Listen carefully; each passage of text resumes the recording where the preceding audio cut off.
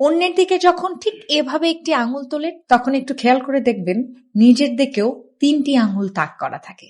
মনে রাখবেন, আপনি যখন অন্যের দিকে একটি আঙুল তোলেন, তখন আপনার নিজের দিকেও আরো ৩টে আঙুল নীরবে কিন্তু স্পষ্টভাবে তাক করা থাকে। এই সাধারণ অথচ গভীর তাৎপর্যপূর্ণ সত্যটি আমাদের জীবনের এক মূল্যবান শিক্ষা বহন করে।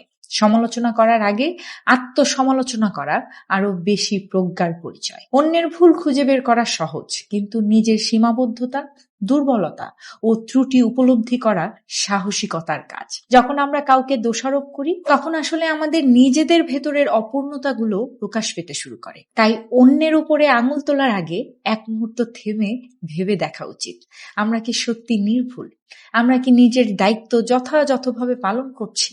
আত্মবিশ্লেষণ মানুষকে পরিণত করে, বিনয়ী করে এবং সম্পর্ককে আরো সুদৃঢ় করে তোলে। সমালোচনার পরিবর্তে সহানুভূতি ও বোঝাপড়ার মনোভাব গড়ে তুললে ব্যক্তিগত উন্নতি যেমন ত্বরান্বিত হয়, তেমনি পারস্পরিক সম্পর্কেও আসে ইতিবাচক পরিবর্তন। সুতরাং অন্যদের বিচার করার আগে নিজেকে একবার বিচার করে দেখুন, কারণ প্রকৃত প্রজ্ঞা লুকিয়ে আছে আত্ম উন্নয়নে, আত্মসচেতনতায় এবং দায়িত্বশীল মন মানসিকতার মধ্যে।